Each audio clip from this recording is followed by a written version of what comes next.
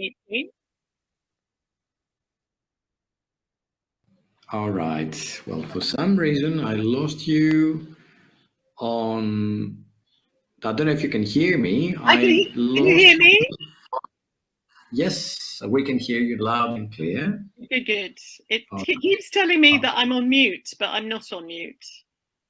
yes, it seems to be a weird day, It's but we're always going to make it work because we're determined to make it work. All right, so I'll try and join you from my love.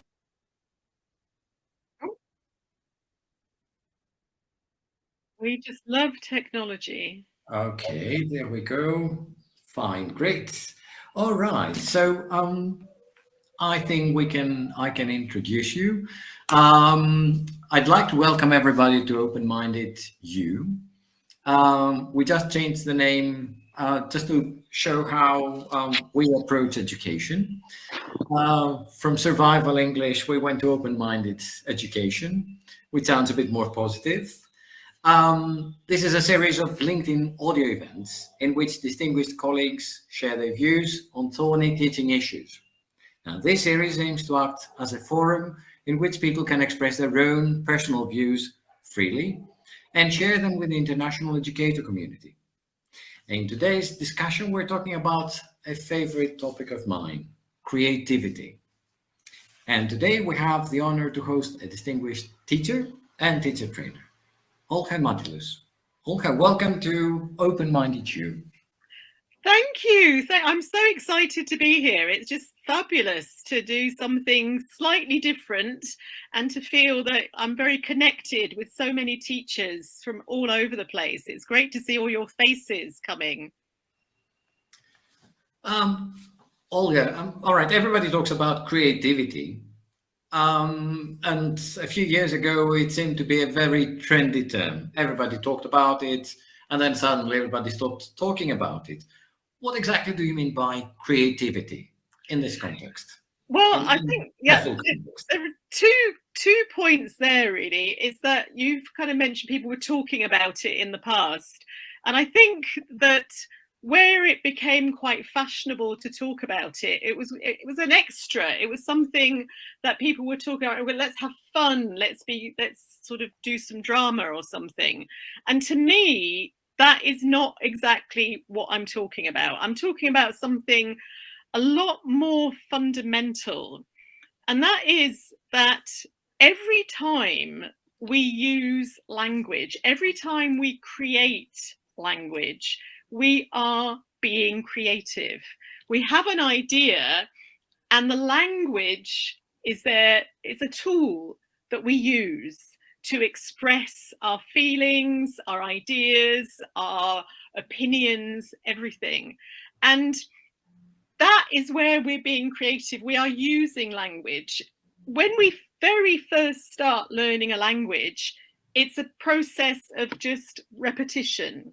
So, mummy says it's a ball, we say it's a ball. But very, very quickly, we move into what Chomsky talks about, that's saying we become original. We are original users of language. And what is really exciting to think about is that I will probably say something this afternoon that nobody else has said in exactly the same way ever before, because we use all this information we know subconsciously about language to create, to be using language. And I think that's why I think I'm not saying it's nice to do it, I'm saying it's necessary to allow room in our classrooms, whatever level, whatever age, for students to create language, to use it in a really meaningful way. And I think that kind of links very much with, why do we use language? Why are we speaking? Why are we writing? Why are we communicating? Because we want to express ourselves. And we have to be open to lots of different possibilities in the classroom. So we might want to talk about our emotions. We might want to tell a joke. We might want to sell an idea. So I think that's really, really important, that we are aware that language is a creative process. And I think why I get very excited talking about it, and why I think it's so important to get this across to teachers, is that traditional education is very limited and very controlled. There's a lot of control, so that we are kind of expecting, the teaching format is expecting one answer. We're not really, as teachers, and I'm not talking about us personally, but as a whole profession, we're not open to unpredictability. We're not open to that creative process. It's just so much easier to ask one question, to say, what's the simple past tense of go? And our students say went. I mean, that is not creating language. That is just talking about language.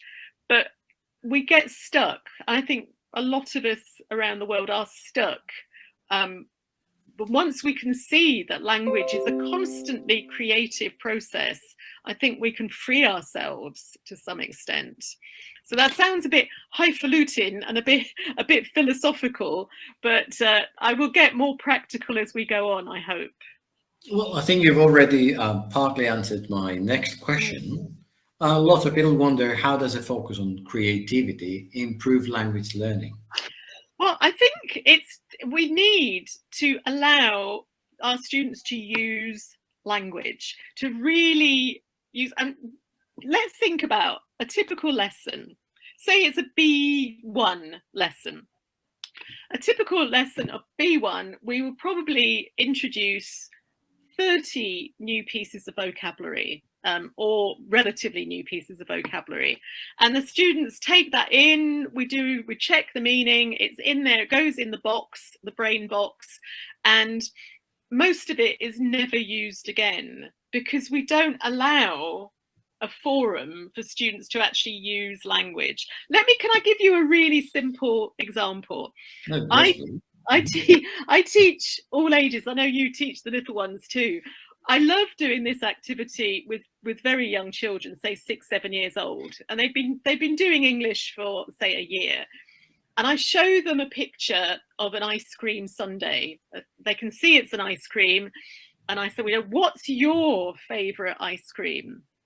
And they start by saying things like strawberry, chocolate, and eventually one of them might say something like, I like, I don't know, cheese ice cream. I go, wow, that's fantastic. And then another, it's usually a little boy, I'm not being sexist, but the boys like to be a bit playful. One of them might say, I like spider ice cream. And then I say, yay, fantastic. And then another one might say, I like elephant poo ice cream. And we all laugh and we have fun with it. So within that small interaction, instead of just getting strawberry, chocolate, whatever ice cream, children or our students can say so many different things.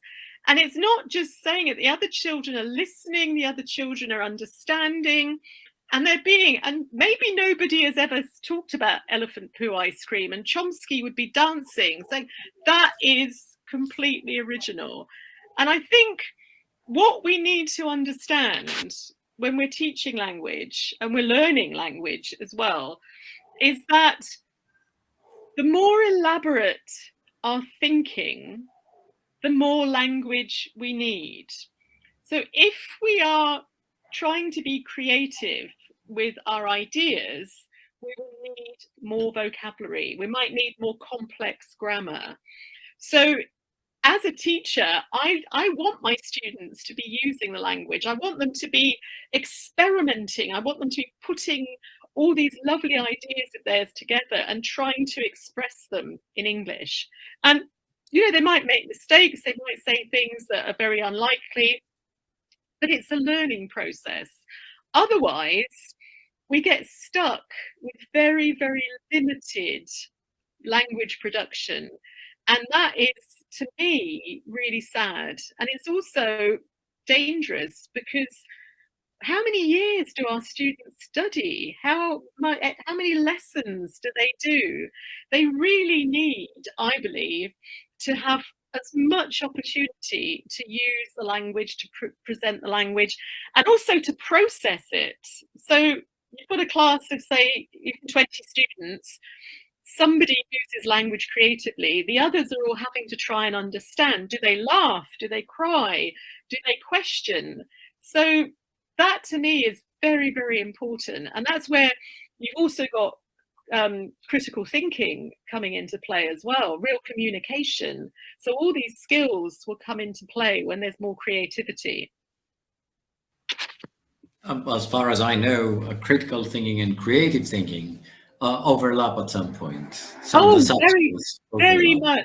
Very much, because it's all thinking. Our brain doesn't just work in one direction at one time. We know if we allow our brains to work, which doesn't happen in many classrooms, the students are not expected to really think.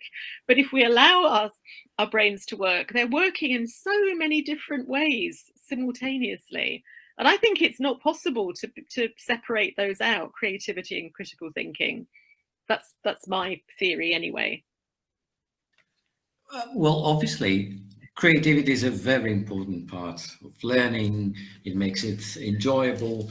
But the problem is that lots of teachers find it difficult to include creative activities. Why do you think it's difficult for teachers to include creative activities in their lessons?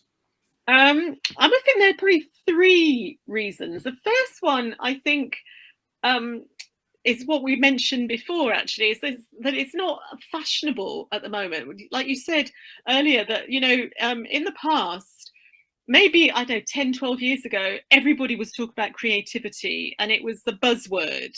So lots of people were quite excited about doing it. And now I think it's just not talked about. We're talking about AI, we're talking about different things. So the focus has changed. So that's the first reason. The second reason, I think that traditionally there has been this idea, when you look at old course books as well, new course books now have got lots of creativity in them, I think, in comparison, but it was always regarded that it was a waste of time. That what you need to know is you need to know the grammar, you need to be able to do the exercises, you need to be able to pass the exams. And creativity was seen as something separate, something completely different to that. And I mean, I always talk about, with my students and with my trainee teachers, I always talk about serious fun. That when you're being creative, it might seem like fun, but there's a very serious aspect to this. It's a very important thing. So I think there's that idea that there's a dichotomy. There's creativity and there's real serious learning. And we must be serious, which to me is dangerous. And I think maybe the last reason is something that personally teachers have an issue with, and that is it's very hard to control language coming from students when they're being creative. If you are not very confident as a teacher, you know, it's very easy to say, okay, what's the answer to question 6? It's C, fine, C is right, everything else is wrong. If your students are coming out with lots of different ideas and different possibilities, it's really hard to deal with that, to know how to respond and to know how to assess it. Because I think many of us do get stuck in it's right or it's wrong. Well, to me, that's a silly suggestion. Life isn't like that. So to me, it's like, it's possible, it's doable, you can say this, you can do it. Why not talk about, I don't know, spider ice cream or whatever. But I think it is a difficult thing for teachers to do. I mean, I've been teaching for a very, very long time and I'm very confident in my classroom. But a lot of young teachers may find that really hard because they think that there should just be one right answer.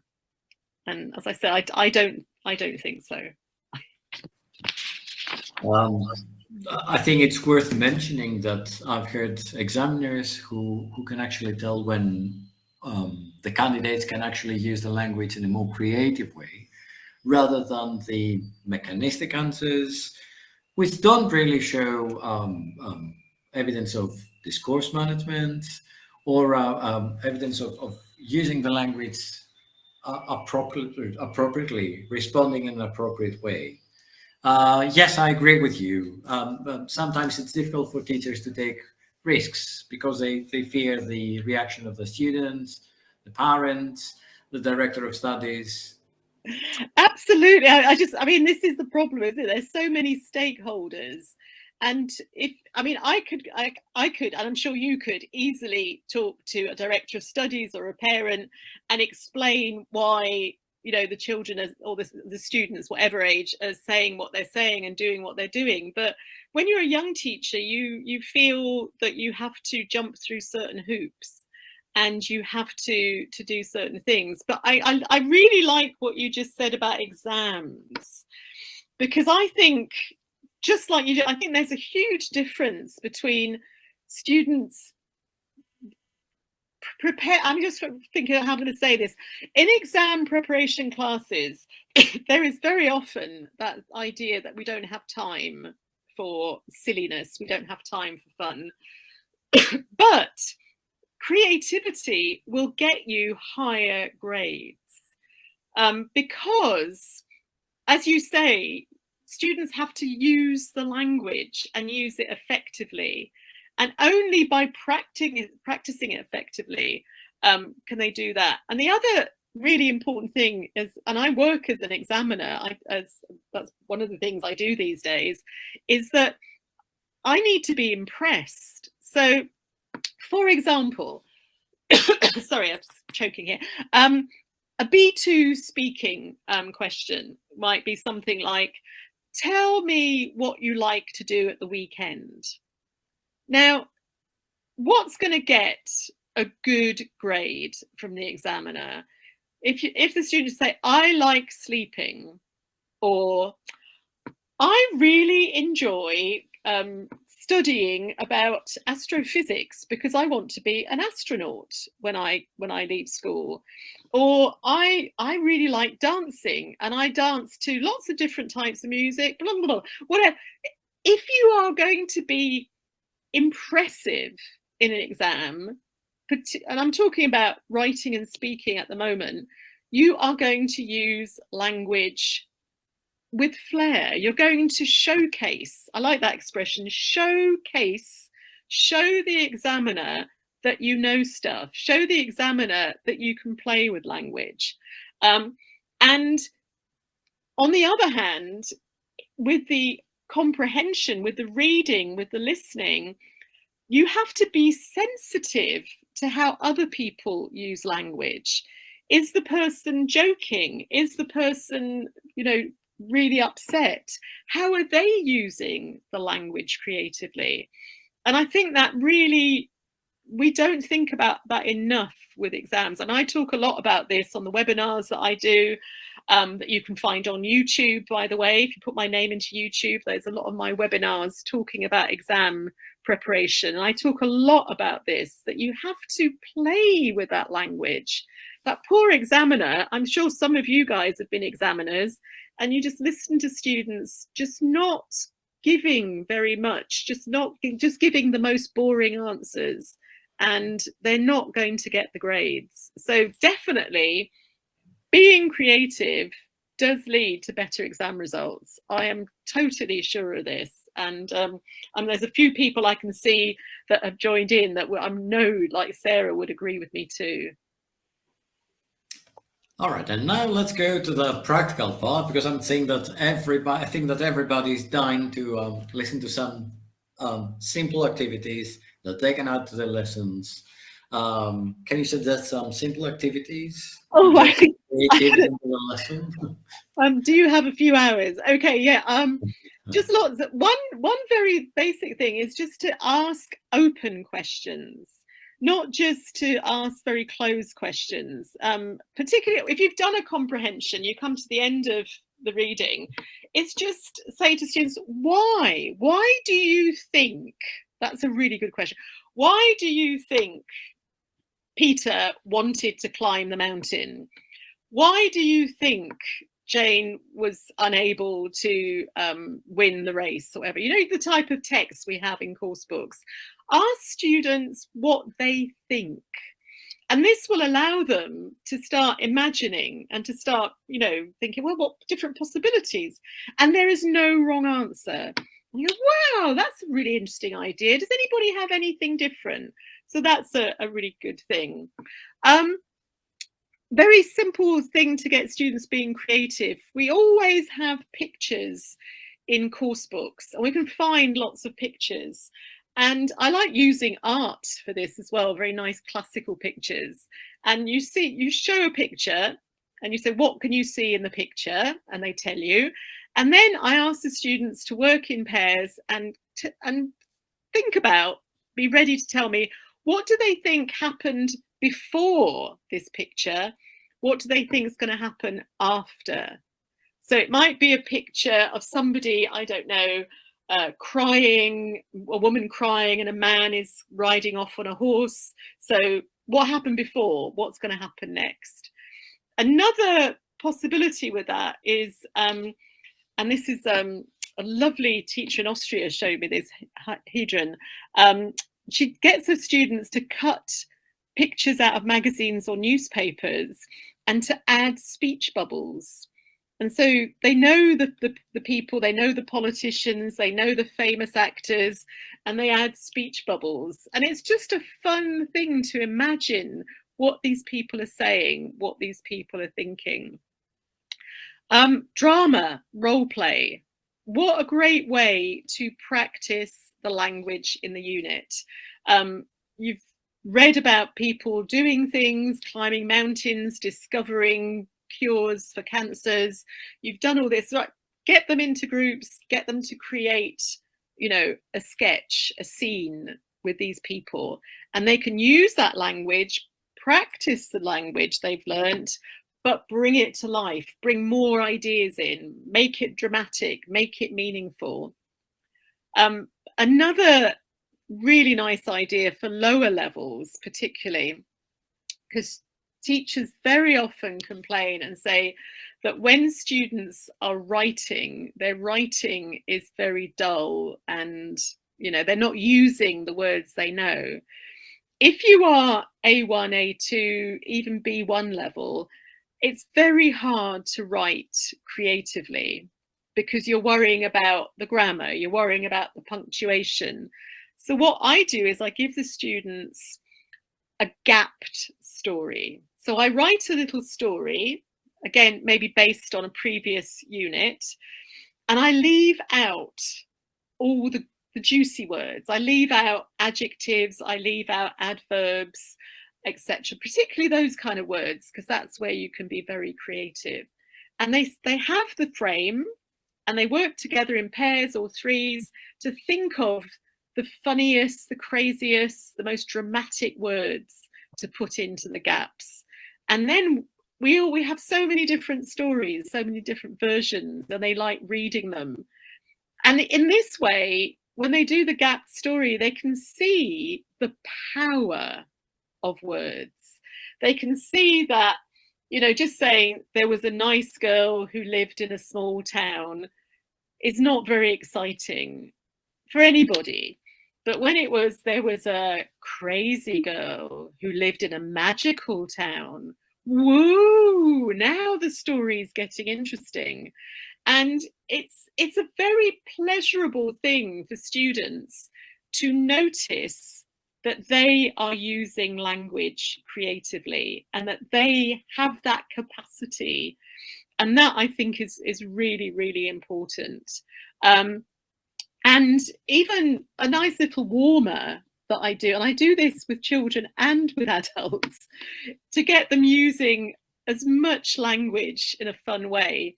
It's just that go around the class and the first person says, my cat or my husband, you could do with adults, is a, and you have an adjective beginning with A. So my cat is an angry cat.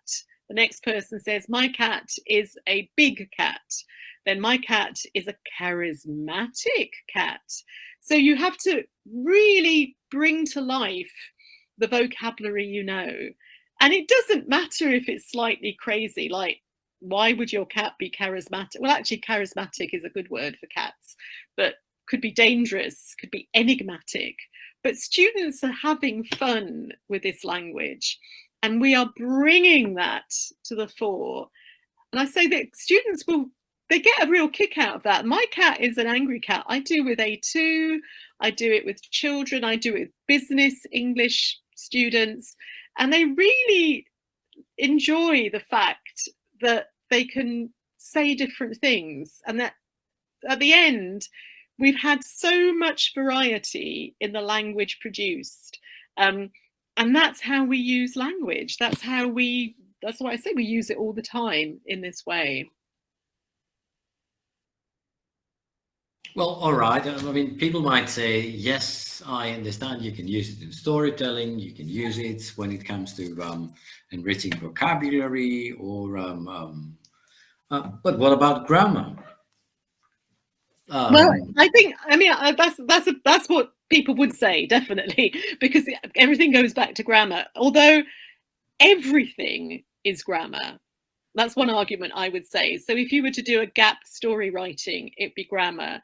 If you're describing the picture, you would be using grammar. But you can actually do very specific grammar activities. And there's one I have done so often that it's really enjoyable. I just tell you, because yes, we have to do mechanical activities like simple present, simple past, go, went, have, had. But it doesn't bring the language to life. Once you've got the mechanics, you have to think of meaning. So a very nice activity I do, and I've done it with very big classes as well, because I used to teach in Hong Kong with over 40 children in a class. Get all the class in a circle, and we played the second conditional circle game. I start and I say, if I bought a lottery ticket, I would win a lot of money. The person to my right picks up the story and they say, if I won a lot of money, I would, travel the world.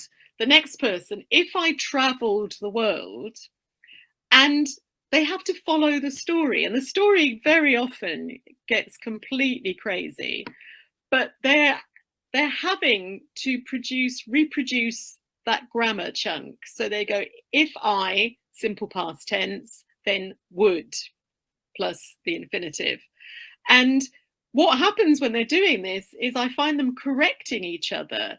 So if they say, if I buy, and they all shout, no, bought, and it really helps them to remember it. But it's fun. It's not, there's no control. They can say what they like, and they do say some very, very strange things, but it's okay. And everybody's listening to each other because they want to know what the next person said.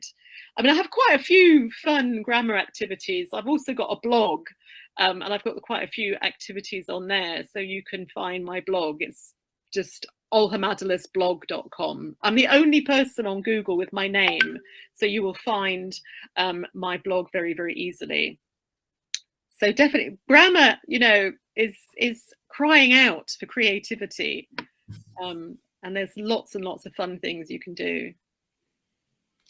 And I'm very glad that you mentioned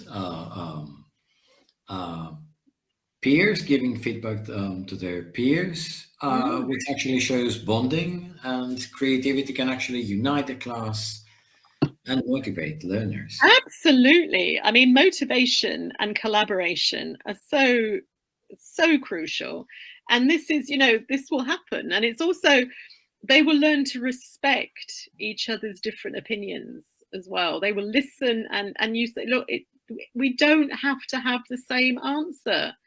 We're not living in this crazy world where, we're not robots yet, that we can have lots of different ideas, lots that we can use different language, and it's all fantastic. It's great. Right, let's go now to another thorny issue. I know you're very fond of reading and writing poems with students. I know many teachers would like to try that, but they've got problems introducing them. How do you introduce these, and how do students react to these activities? Well, I think one of my one of my great mantras in life is KISS, keep it short and simple. I don't do Shakespeare, I don't do Chaucer with students, you know, because it has to be accessible. So I would do very short poems or things like haikus. There's a fantastic book I've just mentioned here that I use a lot called Writing Simple Poems by Vicky Holmes and Margaret Moulton. And that's a Cambridge book. And they've got some really great ideas. So one of the ideas I'll read the poem to you because it's very short. Is I get to the kids, I said the students, I said, we're going to read a poem here now, and you're going to read it yourselves, or they can listen to me read it. And it goes like this: I don't like people who can't listen, who never read books, who smoke while I'm eating, and who gossip about others. I like people who are energetic, who love children, who fight against stupidity, and who care about the fate of our planet. So we've got that poem, and I get the students to say, which line do you think is the best line?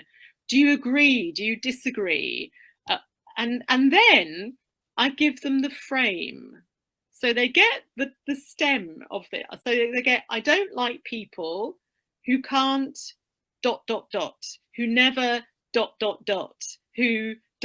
So they've got the original poem, they've got a frame, and now they write their poem. So you don't just say write a poem. This is scaffolding. You give them a model and you give them support. And they might say, well, can I change it a bit? Fine, of course you can.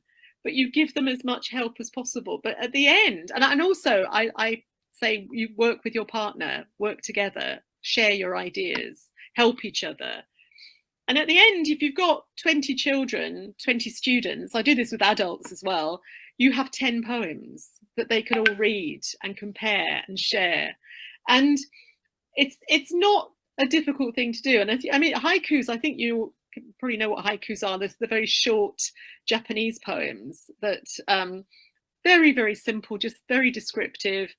But the wonderful thing is that once you have a group of students, and I remember training some students, some teachers, sorry, in Tunisia, and they left me one day, and the next day they came back and they said, we were teaching at the military school yesterday evening, and we did that poem with the young soldiers.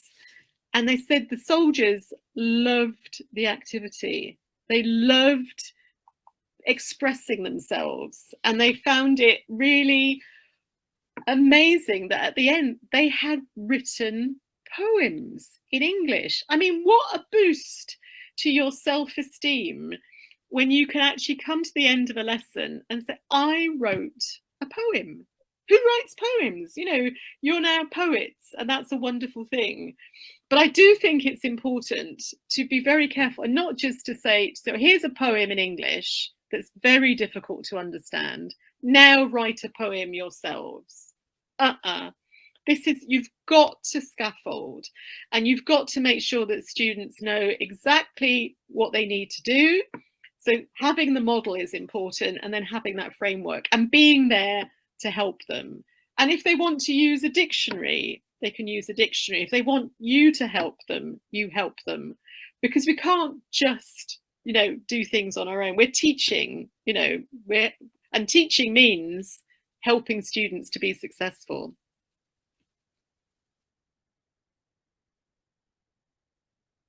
Hello? Hello? Hi, sorry, there was a short lapse. That's okay, sorry. I thought I was all alone. As well as helping students develop language skill, does it focus on creativity and anything else to lessons? Oh, I think it does. And I'm, you know, we've mentioned quite a few things already. I think the involvement, the interaction, the listening to each other, because you know it's so boring if the teacher just says what's the simple past tense of go. Why would you listen to somebody's answer? It's, you know, it's so predictable. So you've got more interaction, and very importantly, confidence is built because students realize they can use language and they can use it in this way. And but I think it's also very important that the teacher is supporting that. So if a student does say something slightly unusual, you don't say, no, no, that's not possible. You can't have spider ice cream. You have to also, you know, build their confidence. Say, wow, that's a fantastic idea. I might say, I won't like spider ice cream. I don't think so. But what a lovely, fantastic idea. Nobody's ever said that before. So we need to say that. We need to make sure that students have escaped from this idea of, you know, there's only one right answer. And I think what's super important, that creativity leads to a lot of recycling of language. That students will try to use the language that they already know, that they've learnt in lessons, but they'll be trying to use it meaningfully and, as I like to call it, dynamically, with purpose, with intention, to get some kind of result. And, you know, at the end of the day, I might be teaching a B2 class who are going to take a B2 exam, but that's not the only reason I'm teaching them. And they may never use English. Who knows what jobs students will have? Who knows what interests they will have? Who knows what they will think about, what literature they might enjoy?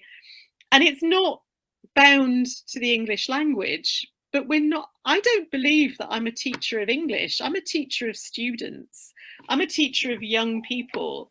And I'm trying to help them develop skills that are universal and not just limited to passing an exam. And I think this idea that we're trying to help our students be creative, use critical thinking, think outside the box, express themselves clearly and effectively, and be bold with language, not to be scared of using language, not to be scared of saying something different. That to me is a really important thing in the language classroom. Well, you've given us some very interesting ideas, and it's been a very creative session. I wonder if anybody from the audience would like to ask any questions. Oh, please do. All right, I can't see any hands. If you want, can I just say, sorry to interrupt you. I'm on Facebook. There's only one person with my name on Facebook, so you can find me on Facebook. If you want to message me and ask me any questions through Facebook, that's a very easy way of doing it. So don't, maybe you're shy, or you can't think of a question now, but do feel free to follow me on Facebook, and then I can tell you of other events. I can see Dr. Alka, just a minute. Let me allow her to speak. We've got 2 questions already. Just a minute. Fantastic. It's all happening. Okay. Dr. Alka Aurora, you can unmute your microphone and ask.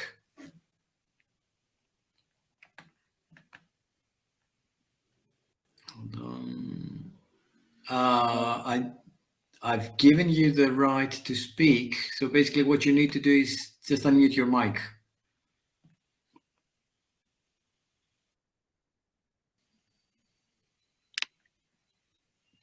For the technology. I think we can hear her now, can't we? No. Yep. Yeah, we can hear you. Yeah, thank you, Ola. It was indeed a great this audio event. This is the first audio event that I have attended. My question is that, okay, yes, all the things are work in the classrooms, but in Indian context, because I'm a teacher educator and I have tried many times while training teachers to use creativity and all these things. But in Indian context, maybe it's because of the system that has been made, or it is because of the mindset. It's very difficult to allow creativity in the classrooms. So what do you suggest in these situations when the teachers, or you can say the administrators, everybody is so rigid about the things? How can we motivate them? I think that's an excellent question, and I'm smiling here because I have worked in India and I've worked in many countries, and everybody always thinks that their country is the most traditional and the most difficult to teach in, which always makes me Okay. laugh.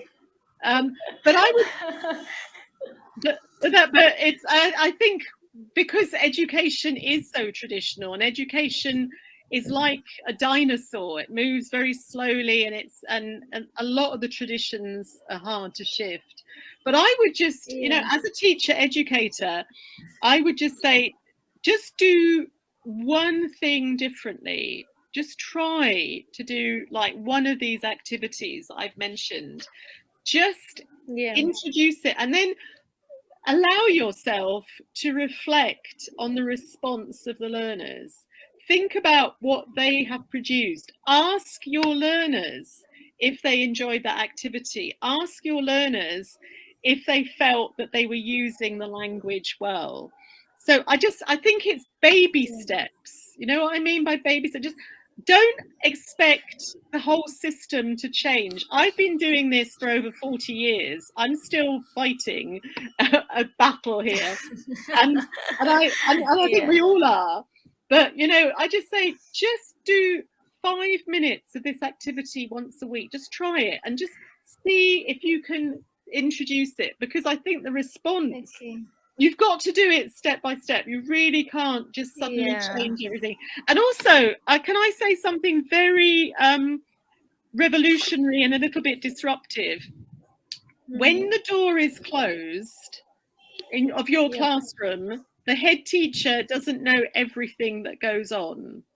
And this is what I quite often, when I worked a lot in Greece where the teachers were saying, I can't do this. I say, well, just make sure your door is closed and your boss is on the telephone. Play that game and see how it goes. We can't Yeah. change everything overnight, but we can start, Yes. especially with young teachers, let them know Mm-hmm. that this is possible. Let them know the value of this. Don't just Yes. ignore Yes. it because it's hard. That's the important thing. Yeah, because I am planning to move to Canada within few months. So I was just wondering, I was just thinking, is there something different over there? Well, I don't know. You'll have to tell us. You have to go give us a report when you're there. Yes. Depends on the school, depends on Yeah, lots of sure. things. I think a lot of people are frightened to Yeah. do things differently, but we shouldn't be. Everybody who is Yeah. here on this platform at the Mhm. moment is a believer that we can make changes. Nobody is here who Yeah. doesn't believe in this. So that's a lot of people. Yeah.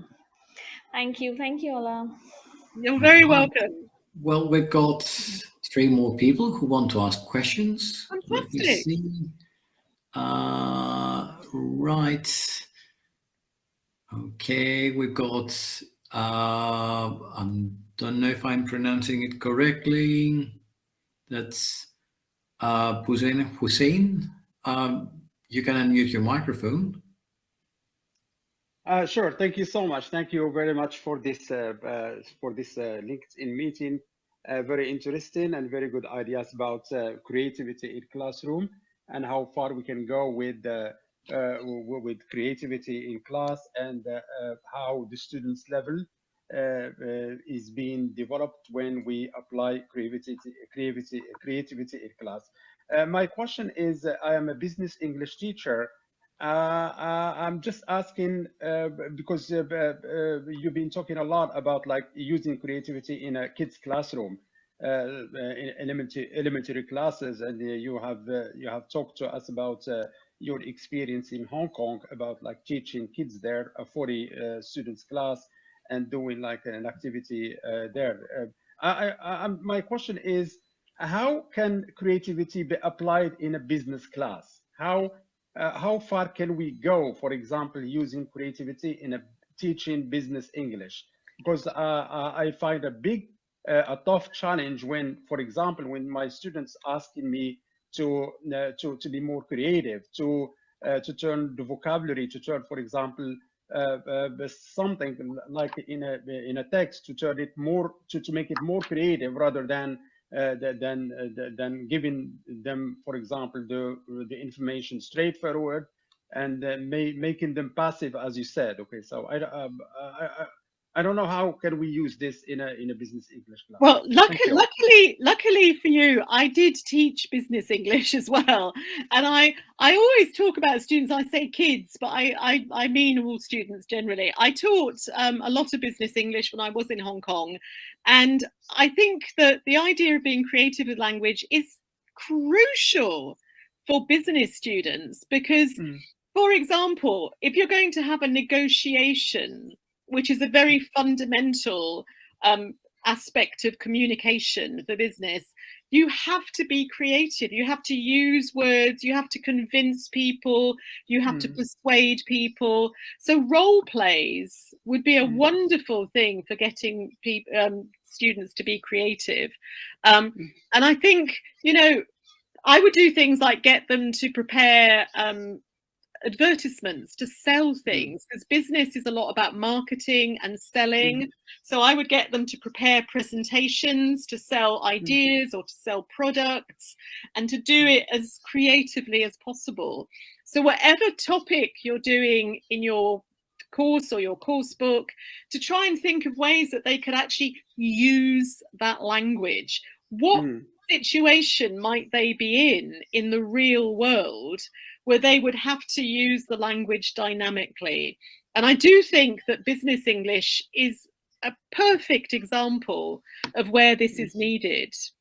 And trust them, because when I've done really fun things with business English students, they've really enjoyed it. I taught a load of bankers when I was in Hong Kong, and they loved, you know, being creative, having a bit of fun with the language, because they know that vocabulary for, you know, finance, but they don't know how to use language to make somebody like them, to make somebody laugh, to make somebody trust them. So all those things are very, very important. Very interesting. Thank you so much. Thank you. You're very welcome. Thank you so much. Thank you. And we've got two more questions. We've got Manisha and then Denise. All right. Manisha, you can ask your question now. Thank you. Ola, thank you for the wonderful session. It was very insightful. And I've been teaching in the IB curriculum and IGCSE across curriculums as well. And the one thing that I faced a little bit of like a confusion or a problem was when I used to make rubric for my creative tasks. So if I am teaching anything that's creative, as a teacher, you cannot avoid marking for long. I get it, we have to give feedback, but then how can you justify your rubric or your grading when there's a creative task that you have to mark? Very, very interesting question. I think assessment, I have many issues about assessment, but what you assess then, well, you choose what you assess. I always choose what I assess, and I don't assess everything. So if students are doing I don't know, a bit of creative writing, so they're writing a poem, I would assess them on how effectively they use vocabulary, have they created an image with the words they use. So I would be very specific with what I was saying to give them feedback. In the same way, whatever they're producing, I would never just try to assess everything. I would, you know, so for example, if students are writing a story, I would say to them, I would give them feedback and assessment and say things like, you really created these characters well. The adjectives you used to describe the woman were very powerful. So I would be very, very specific in areas that I would, not just to give a global mark, because that's meaningless to say, well, that's B. What does that mean for anything? That's a kind of, so actually and before they write or before they speak, say, I am going to assess you on A, B, C. Tell them what you're looking for, so they don't spend too much time worrying about other stuff. So if your students are, for example, writing a persuasive essay, I'm going to assess you on how persuasive you are, or how passionate you are. So I think that's the way to do it. But I do think it's difficult because that's not traditionally how we have assessed. But I think we're wrong. I think we have to be much more precise in what we tell students, because students get really upset when you say, I want you to write a really interesting, exciting story, and then you correct their grammar only and say the grammar was bad. Well, that's not fair. You've asked me to be creative, you've asked me to be exciting, but then you're marking my tenses. And so we have to be much more precise and focused when we do that. And if we're trying to assess everything, it's a losing battle, I'm afraid. That makes a lot of sense. Thank you. Thank you. Thank you. All right. The next question is from Denise. Denise, now I think you can speak.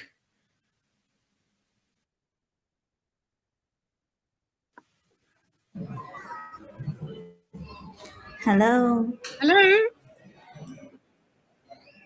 Yes, I would like to thank Ola for this presentation.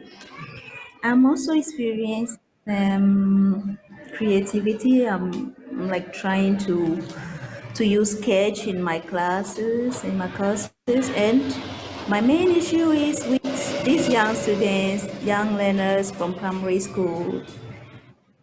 There are at times many of them, so my classroom are very large. I have a big issue with the numbers of learners. I don't really know how to tackle it. Oh, well, that's always a problem. I think, large classes are an issue. I worked in Hong Kong where all my classes were a minimum of 40. But I think, group work, pair work is the secret. You cannot manage a large class where it's teacher class. If you want students to do some drama, if you want students to write something creatively, get them into groups, get them into small groups, pairs, and then that's a much more doable activity. Sound like you're in the middle of a traffic jam. Yes, it's true. I'm just from my work. Okay, so I would definitely go for pair work and group work in that case. And then it doesn't matter if you have 100 students in your class, they can all be working on that. But you have to move around, you have to help them. And, you cannot have all the students presenting to the rest of That's the true. class. That's Very, true. very boring. So present just one group to another group, or put things on the wall that they've written that other students can go and read. But don't try and manage the class as if it's one big group. Break it down, definitely. All right. Thank you very much. You're very welcome. All right. And now we go to the last question before we finish. All right. All right. Well, we can hear you.